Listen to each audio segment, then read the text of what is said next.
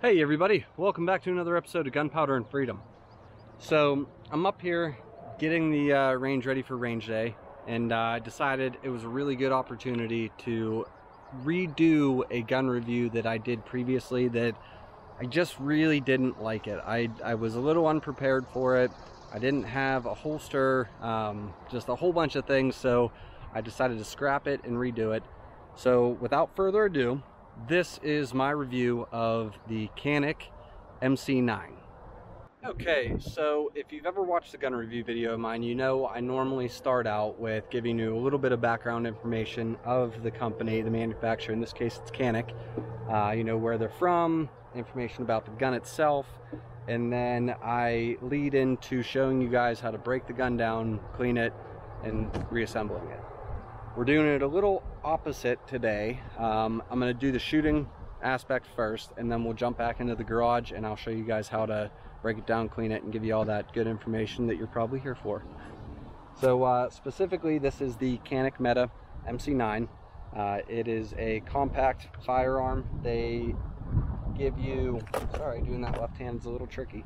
They give you a 12 and a 14 round magazine, and a whole bunch of other goodies, which you guys will see here momentarily. But for now, I just like to do mag dumps. So we're going to start off with a mag dump.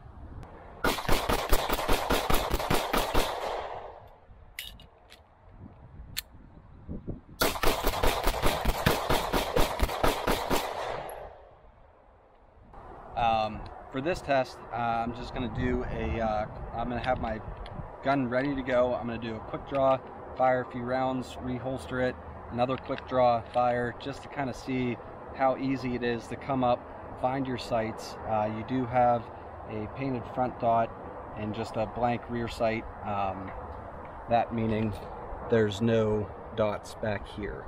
So just to kind of find that sight and yeah, see how easy it is to shoot from the holstered position. I do really like how easy that slide release is.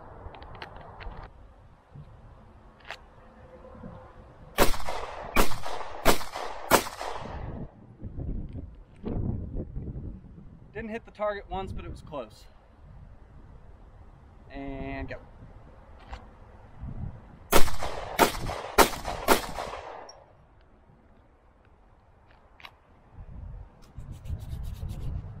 And go.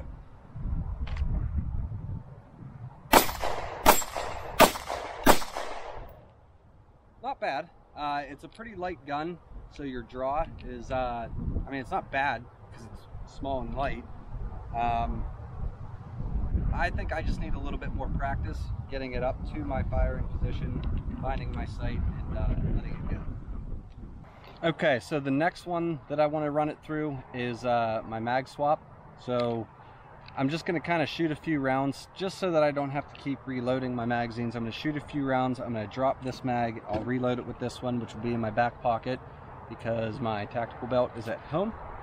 I also want to reiterate, I guess, that I'm not using the Canik holster. This one would work a little bit better if I had a belt on, but you know, I was up here to do some work and just kind of oversight, so on with the review.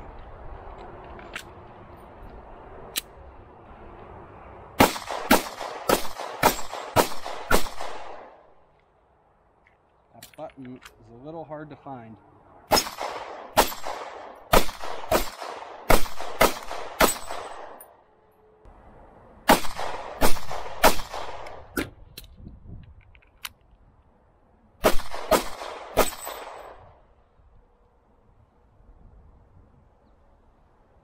And go. Empty. Empty. Okay, so as far as the magazine swap goes, that first time around it was a little bit weird finding that mag release, but once I kind of honed in on it, the next 3 or 4 that I did went really smooth. The slide release is really nice. It's not big and bulky, but the way they have that kind of ingrained, it makes for a real nice grip. So as soon as you feel that latch, a little bit of pressure and your slide release goes. So very nice to mag swap and reload, and that slide release is working really nice. Okay, so for this next one, I'm just going to see how accurate an average everyday shooter like myself can be with a gun that's this small. It is a double stack magazine, so the grip is a little bit bigger. Makes it nice for holding it, but with it being such a small gun, I'm really glad they give you an extension for that pinky, because I'm one that I like to have my pinky secured. So 12 rounds, let's see how accurate I can be.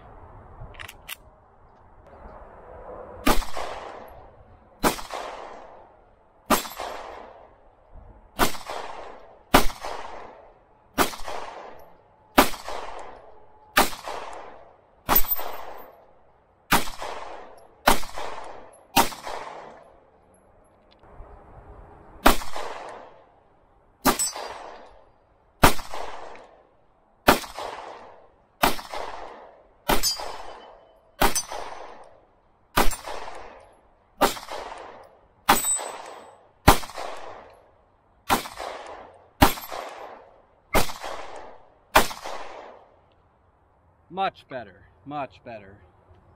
I think I was actually kind of forgetting to breathe and exhale that first go around. So easy gun to shoot, very easy to aim. Like I've said a couple times now, very little recoil on it.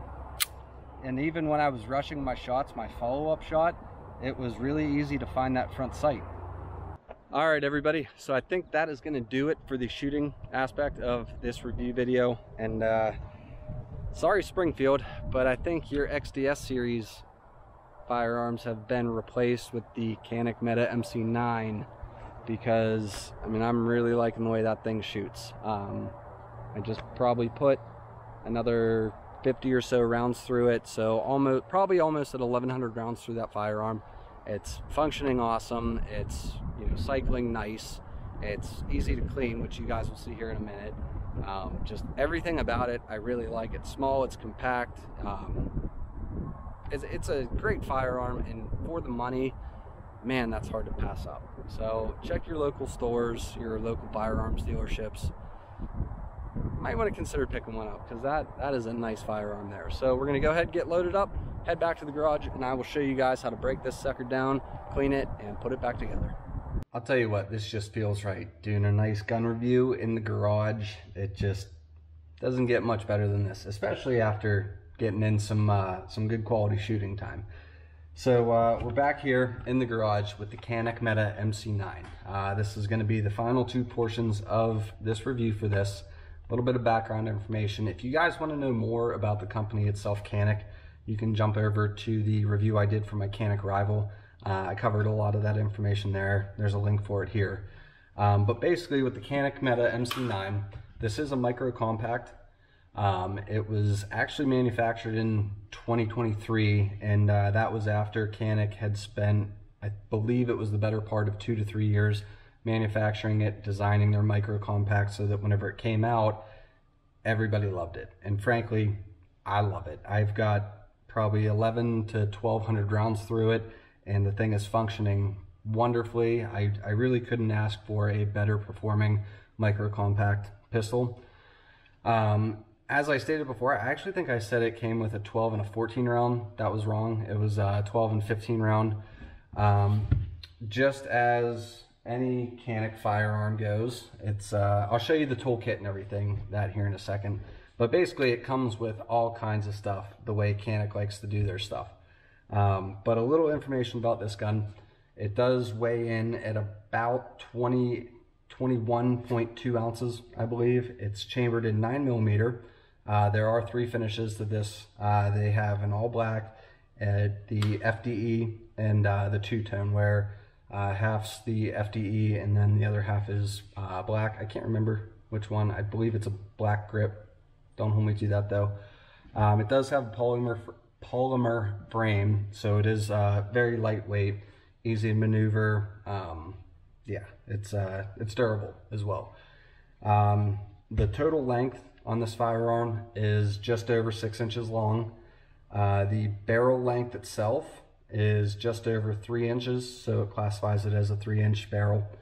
The height with the regular magazine, I obviously have the extended mag in there. With the regular magazine standing up, it is about 4.5 inches tall, and the width, almost dropped it there, is just over 1 inch wide, so nice and slim. And then Canik is a Turkey-based company. It is the sister company to Century Arms. Sorry, kind of threw me off there a little bit. So we're going to go ahead and clear the firearm, as we always do. So right there, it's clear. Magazine's out. No bullet in the chamber. Go ahead, bring you guys in and show you how to disassemble, clean it, and reassemble it. Okay, so now that we double checked, triple checked, quadruple checked that this firearm is unloaded and safe to handle, we're going to go ahead and take it apart. So you pull your takedown latches like so, pull the trigger in, and that slide is going to roll forward. From there you can take it apart. There's your frame, your trigger assembly. Take your recoil spring out, and then your barrel will pop out just like any other barrel. So that's how you take it apart. Now I am going to go ahead and clean it. Whenever you're cleaning these, you do want to make sure you get the recoil spring real good. You don't want any grime or residue building up in there. You want to get your barrel real good. Inside your slide, you want to make sure, you know, the better you take care of your firearms, the better they're going to handle. So like right here, I mean, I was just shooting it, but yeah, we're going to go ahead and get all that cleaned up. So we're going to go ahead and time lapse this.